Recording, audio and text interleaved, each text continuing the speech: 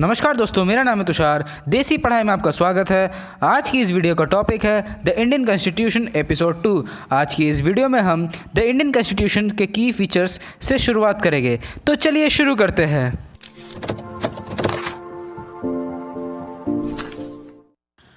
तो दोस्तों, जैसा कि हम जानते हैं, इंडिया पहले ब्रिटिशर्स के कंट्रोल में था। 20वीं सेंचुरी की शुरुआत में देश की आज़ादी की स्ट्रगल चल रही थी। तो इस फ्रीडम स्ट्रगल के दौरान हमारे देश के नेशनलिस्ट प्लान करने लग गए थे कि हमारा एक फ्री इंडिया जो होगा वो कैसा होगा। लंबे समय से ब्रिटिश रूल चलने की वजह से इंडियंस को एक ऐसी इंडिया की इच्छा हो गई थी जहां सब इक्वली ट्रीट हो और देश में डेमोक्रेसी हो। पर डेमोक्रेसी लाने के पहले हमें यह प्लान करनी थी कि इंडिया में डेमोक्रेटिक गवर्नमेंट कैसी होगी, क्या क्या रूल्स होगा और कैसा रूल्स गवर्नमेंट के फंक्शनिंग को डिटरमाइन करेगा।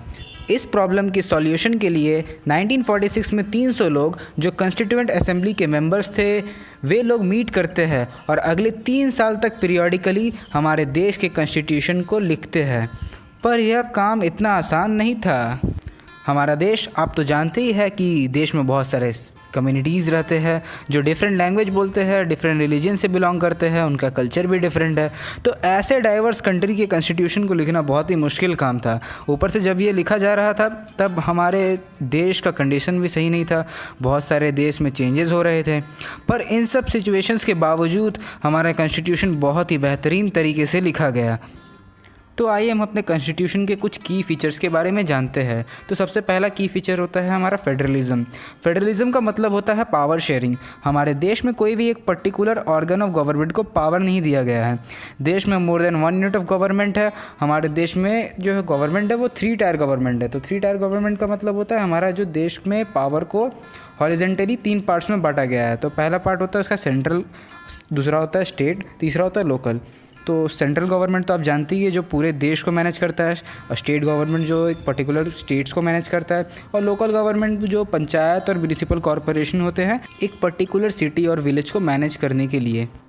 यह तीनों टायर ऑफ गवर्नमेंट को फंड्स आते हैं अपने अपने फंक्शंस को परफॉर्म करने के लिए, और तो और तीनों के पास पावर है स्पेसिफिक लॉज बनाने का अपने एरियाज़ में। सारे लोगों को ये लॉज को फॉलोज करना पड़ता है। हमारे कॉन्स्टिट्यूशन का दूसरा की फीचर होता है पार्लियामेंट्री फॉर्म ऑफ गवर्नमेंट। हमारे देश का कॉन्स्टिट्यूशन यूनिवर्सल एडल्ट सफरेज सारे नागरिकों को देने का गारंटी देता है। इसका मतलब यह हुआ कि हमारे देश के लोगों का डायरेक्ट रोल प्ले होता है अपने रिप्रेजेंटेटिव्स को इलेक्ट करने में, और तो और देश के हर एक नागरिक के पास यह राइट है कि वो इलेक्शन में पार्ट ले सकता है, चाहे उसका सोशल बैकग्राउंड कैसा भी हो। हमारे कॉन्स्टिट्यूशन का तीसरा की फीचर होता है सेपरेशन ऑफ पावर।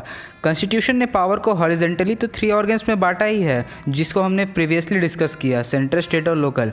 वैसे ही उन्होंने पैरेलली भी पावर्स को 3 यूनिट्स में बांटा है, लेजिस्लेचर, एग्जीक्यूटिव और जुडिशरी। तो आइए हम इन तीनों के फंक्शंस को एक बार शॉर्ट में देखते हैं। लेजिस्लेचर हमारे इलेक्टेड रिप्रेजेंटेटिव्स होते हैं जो लॉ बनाते हैं। Executive smaller group of people होते हैं जो लॉ को इम्प्लीमेंट करते हैं और सरकार चलाते हैं। जुडिशरी मतलब तो कोर्ट कचहरी, यानी कि जुडिशरी ये ख्याल रखते हैं कि कोई हमारे कॉन्स्टिट्यूशन के लॉज को ब्रेक ना करे, और अगर कोई ऐसा करता है तो फिर उसे डोज मिलती है उनके तरफ से, यानी पनिशमेंट दिया जाता है।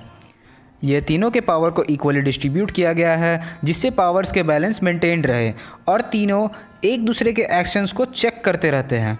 इस सिस्टम को हम system of checks and balances भी बोलते हैं। चौथा की फीचर है हमारे कॉन्स्टिट्यूशन का फंडामेंटल राइट्स। हमारे कॉन्स्टिट्यूशन ने देश के सारे देशवासियों को कुछ ऐसे राइट्स दिए हैं जिन्हें कोई भी पावर हार्म या हर्ट नहीं कर सकता। इसे हम फंडामेंटल राइट्स कहते हैं, जैसे right to equality, right to freedom, right against exploitation, right to freedom of religion, cultural and educational rights, right to constitutional remedies etcetera etcetera, और भी बहुत सारे ऐसे राइट्स दिए हैं। फंडामेंटल राइट्स के साथ साथ कॉन्स्टिट्यूशन में एक सेक्शन यह भी है, directive principles of state policy. इसे यह ध्यान में रखकर बनाया गया है ताकि समाज में कोई सोशल एंड इकोनॉमिक स्टेटस के बेसिस पे डिस्क्रिमिनेशन ना हो, और इसमें कुछ ऐसे इंस्टीट्यूटिव लॉज एंड पॉलिसीज़ है जिससे पॉवर्टी रिड्यूस्ड होगी।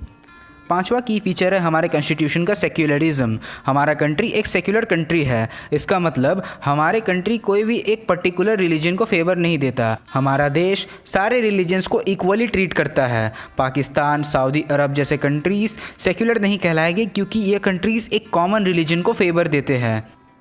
तो इतने सारे डिस्कशंस कॉन्स्टिट्यूशन के बारे में करने के बाद आपको तो एक आइडिया हो गई होगी कि कॉन्स्टिट्यूशन कितना क्रूशियल रोल प्ले करता है हमारे कंट्री को प्रॉपरली रूल्स एंड रेगुलेशंस में रन करने के लिए। चाहे वो कोई भी इंसान हो, एक चाय वाला हो या देश का प्रधानमंत्री हो, सारे इंडियंस को हमारे कॉन्स्टिट्यूशन के रूल्स एंड रेगुलेशंस को फॉलो करना पड़ता है।